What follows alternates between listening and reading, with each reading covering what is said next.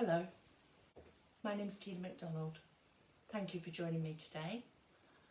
Today's counselling conversation is going to be around why wouldn't I? And this was sparked off when recently in a meeting of other people on Zoom, people were talking about, routines out of place, sleep patterns, how they feel right now. Somebody had mentioned, a complete meltdown. And a person said, well, why wouldn't I? Why wouldn't I feel like that during a pandemic? And after the group chat, I had to rush off and get a pad and a pen and start writing things down, because for me it was a little bit of a light bulb moment, and it joined everything together that I've been hearing of recent weeks from lots of different people.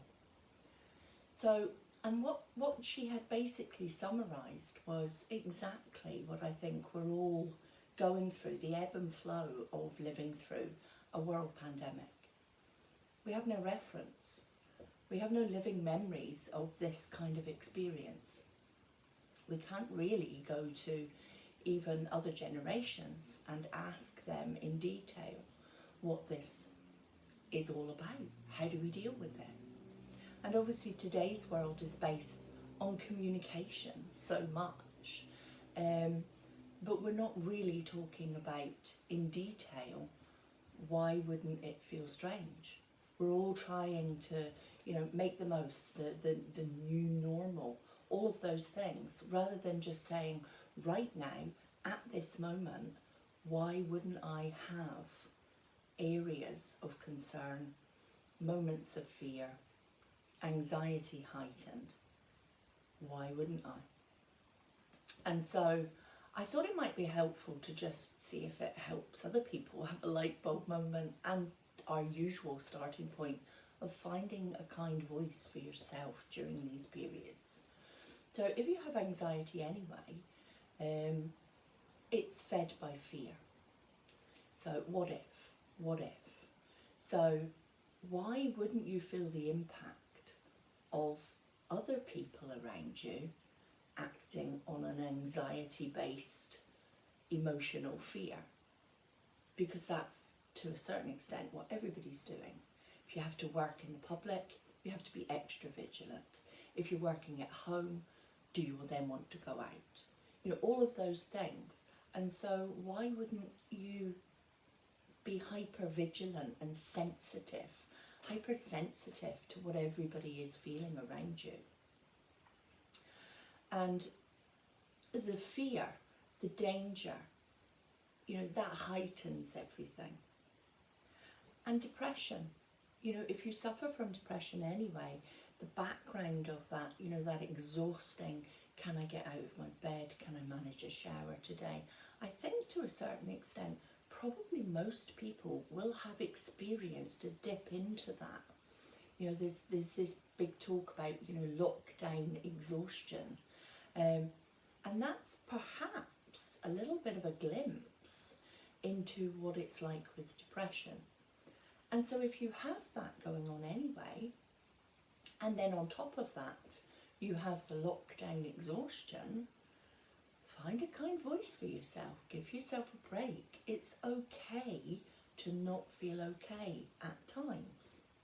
It's not, we live in this world where it's not okay to have sad days, exhausted days, days where we just feel completely flayed by society and everything going on around us.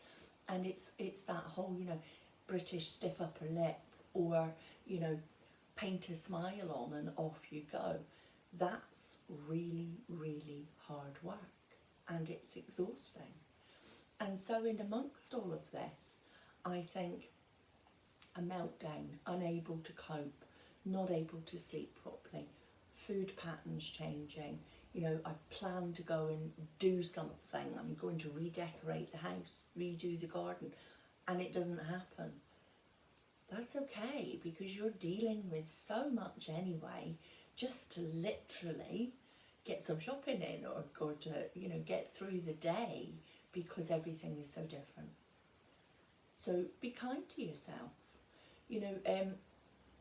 Why would I know how to cope in a pandemic?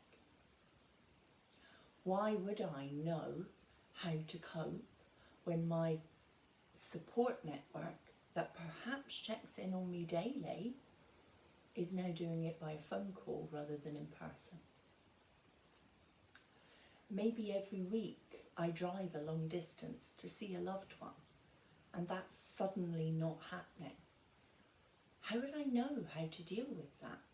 How could I prepare for the unexpected and then for an unexpected to last a very long time? So, have a look at the pressures and see what's going on around you. Shopping, you've got teenagers at home, different routine, homeschooling, holidays, are you going, are you not going, refunds, all of those stress-inducing things that go on around us, and then massive ones. Furlough, reduced payments. Is there going to be a job?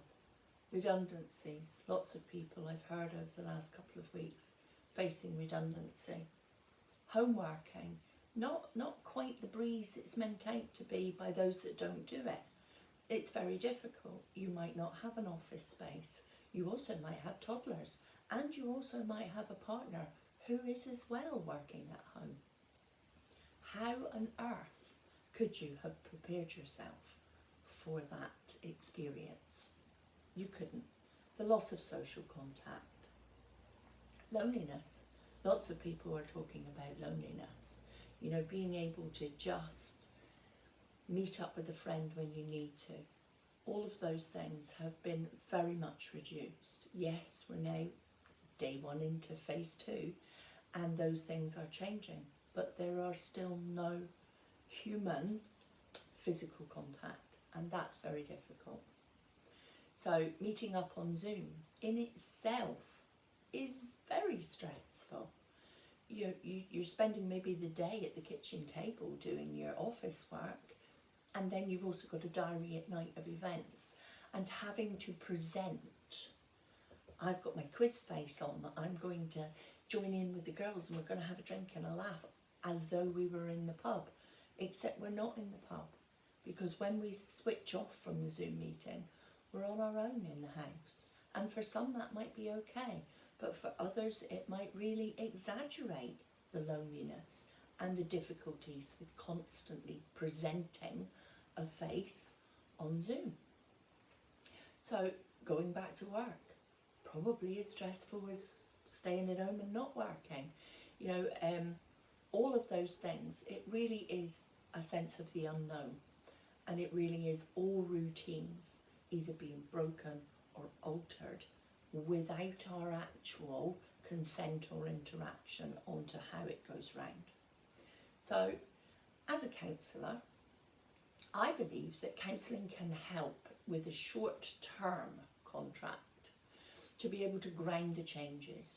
Why does a change of routine upset you so much? How can we have a look at the things you can put into place to help you feel that you have a routine that you're comfortable and grounded with?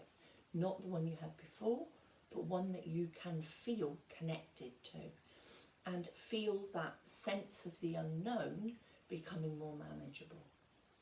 So that really summarises everything that I wrote on the pad when I rushed off, when I heard that sentence, why wouldn't I?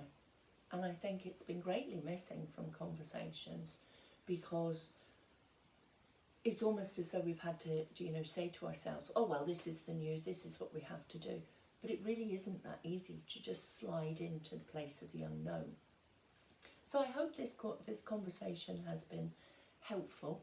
It's been given, as always, with love, and just really me having a waffle about how I feel about things.